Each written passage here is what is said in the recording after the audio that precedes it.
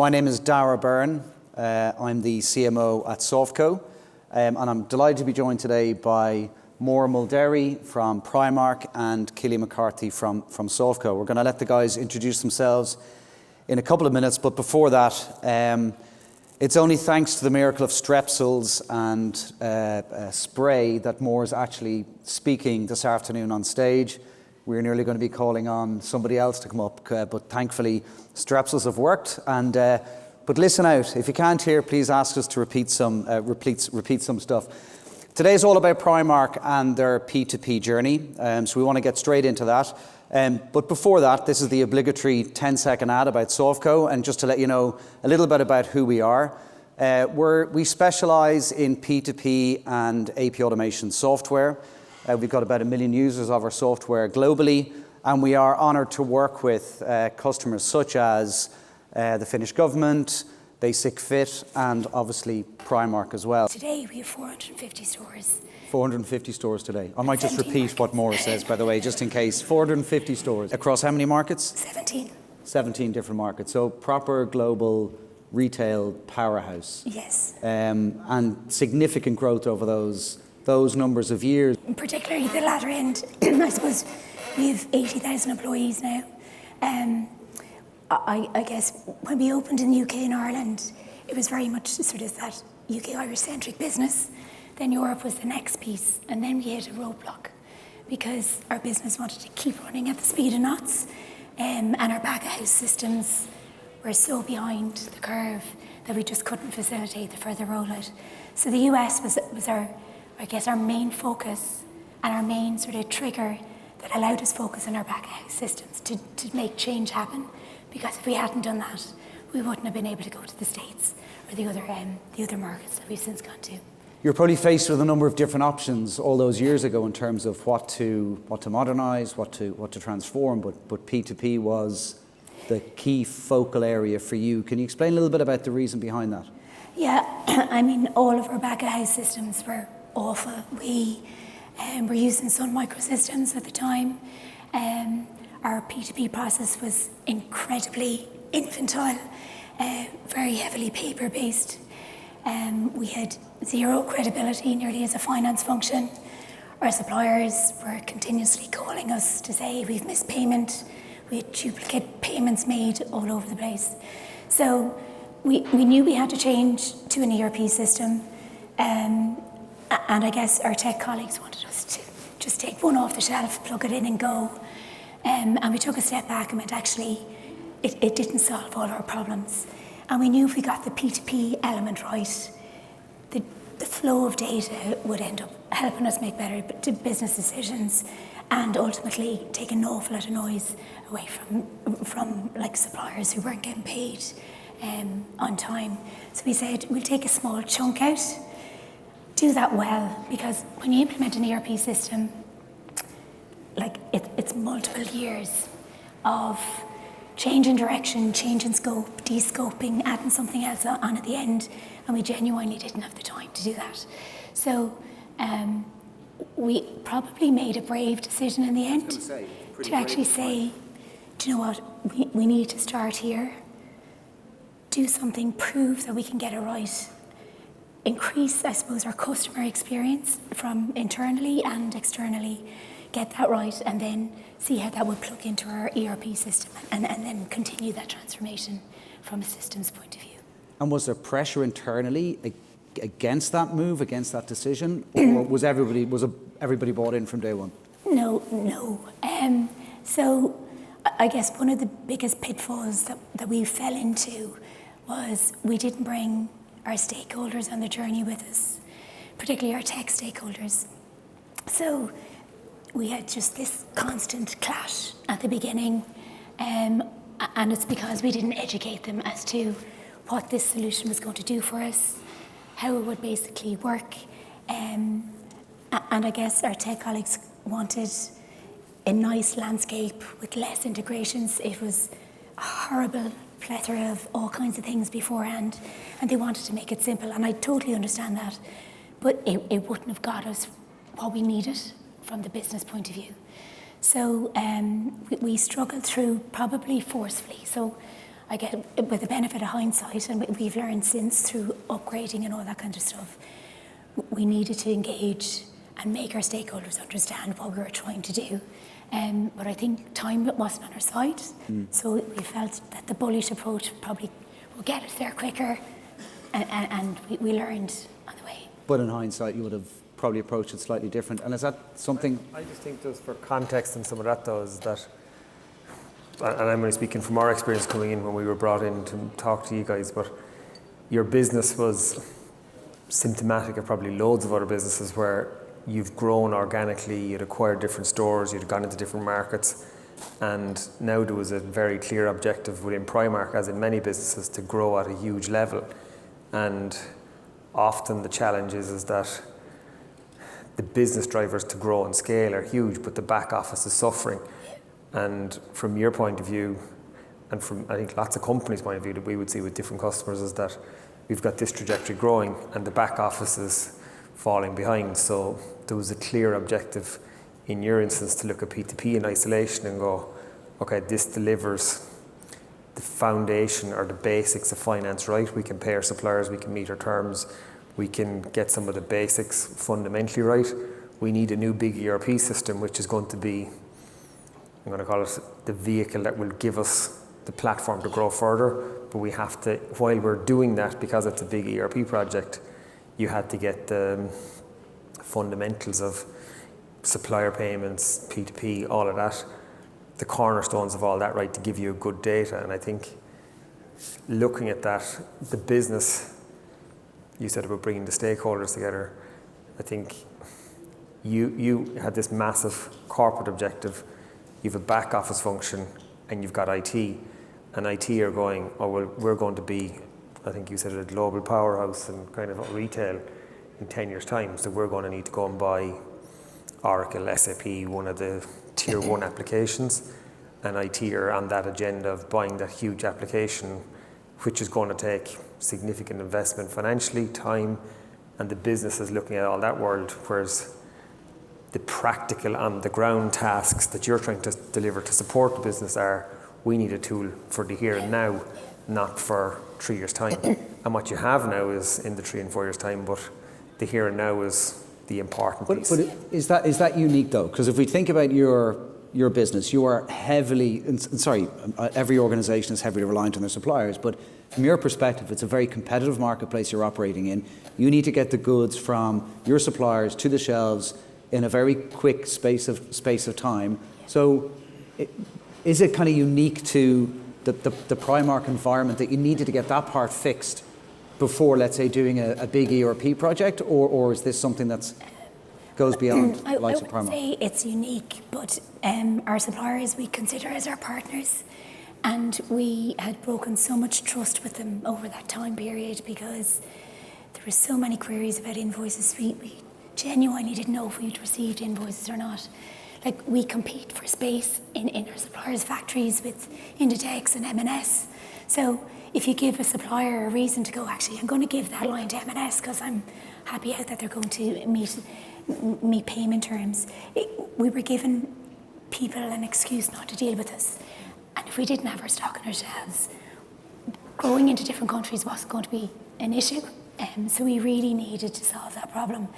And like we would be very proud that we're the best in the business at paying our suppliers. So we pay on 30 days. So our supplier base is sort of split into two. We have goods for resale, which is our inventory suppliers, and goods not for resale, which is our electricity and all that kind of stuff. So at the beginning of the project, we really focused on the goods for resale because we really felt we had broken a connection with them that was like basically the cornerstone of our business. So we had to repair that really quickly and prove ourselves as a good customer to them. So growth was dependent upon clearly your suppliers, but also you were saying that the business was just going to go ahead anyway and expand. Like it was going to grow regardless. You just needed to find a way to put the right processes in place to nearly keep up with that growth. Absolutely. Like I mean, the back of house, and what was lovely and is still like lovely about Primark, it's still kind of run like a family business back of house, and you have that sort of DNA through everybody, that everybody sort of helps each other out, which is fabulous until you have to hire 10 people to support maybe 5 new stores going in somewhere, and then all of a sudden it's like that model and that family-based thinking isn't going to support what we want it to be, which was a global retailer.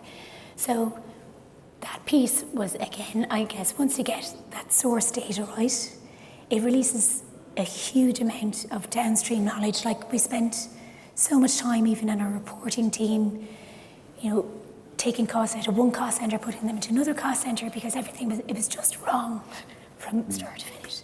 So we knew we'd have huge upside financially, as well as just information to use if we tackled this piece and got it right. And thankfully we did. Because go back, you talked about IT and finance and making sure they're obviously part of the journey. Who should own it though?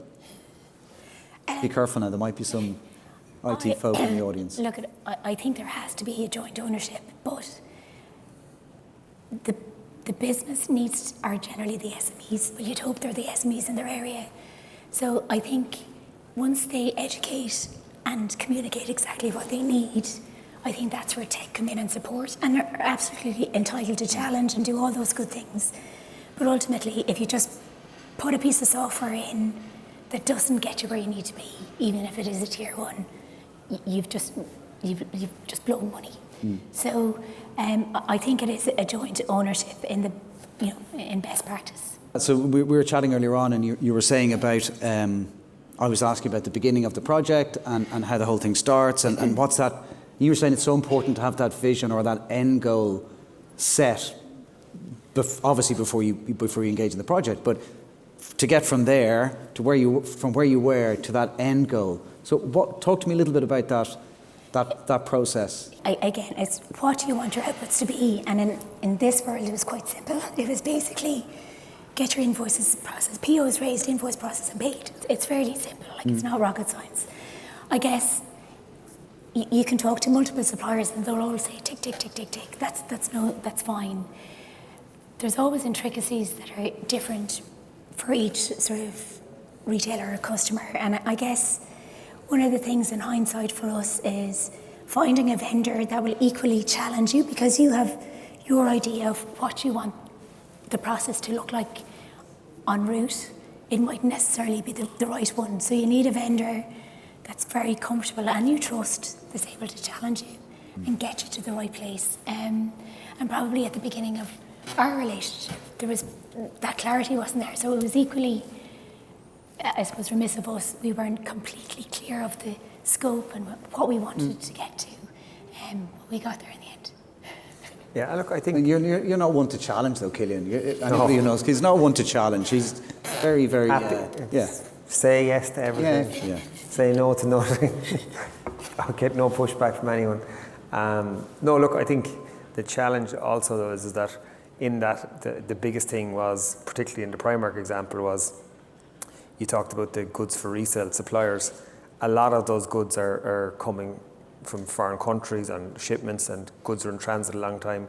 Some of the challenges you had was you were starting with complete paper-based supplier, and there was a huge transition to EDI across the board, and some of the challenges then in terms of receiving EDI and just going into some of the technical detail around that is there's a huge perception, I suppose, in general markets that if you do EDI, it's a straightforward process, and a lot of people take the EDI file and load it directly into the ERP system.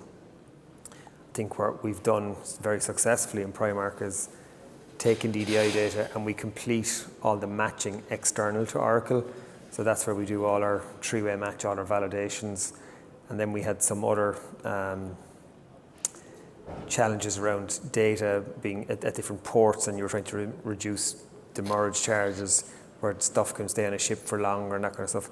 And they were all streamlining of that process. And now the EDI, that's, I'll have to get my obligatory reference to AI, but the matching engine uses the machine learning and AI, which has really worked because we were operating at a 98%. But stepping away from that piece and in general, I think it's actually looking at best practice and go, are you sure you want to do that? Are you sure that's the right thing to do?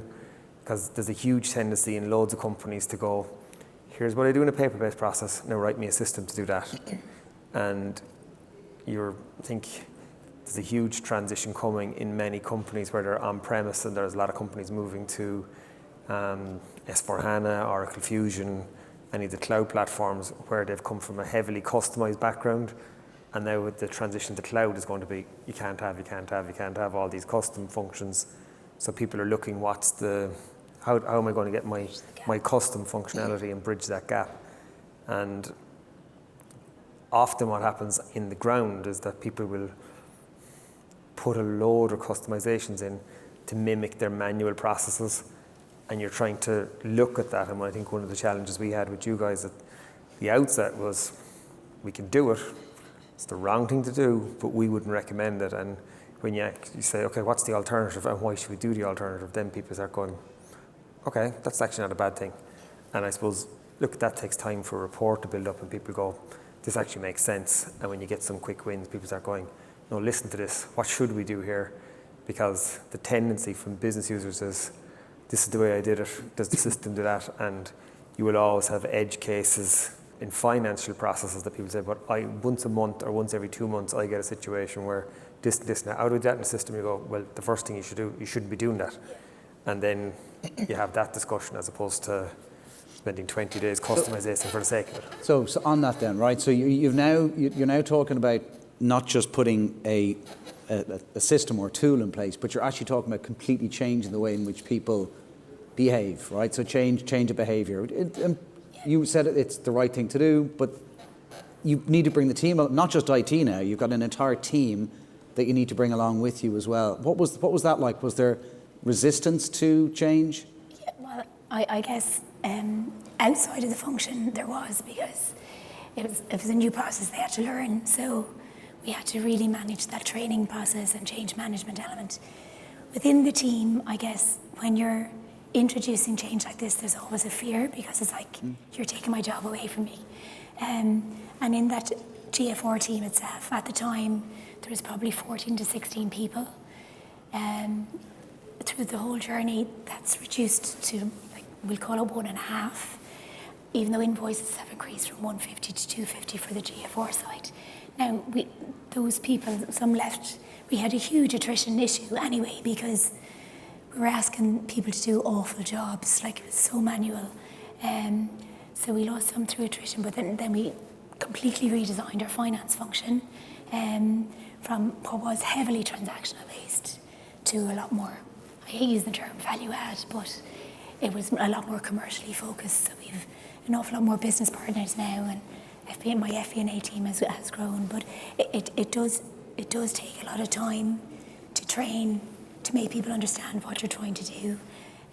Some parts of the business, particularly our buying teams, were delighted because they were going to get less phone calls from their suppliers giving out to them and stuff. But there's a huge amount of change. Management and communications is really important through that whole process. And I think the footprint of people, though, that are, so Maura's referring to the GFR function there, which is essentially ordering stock. That's a very discrete set of people.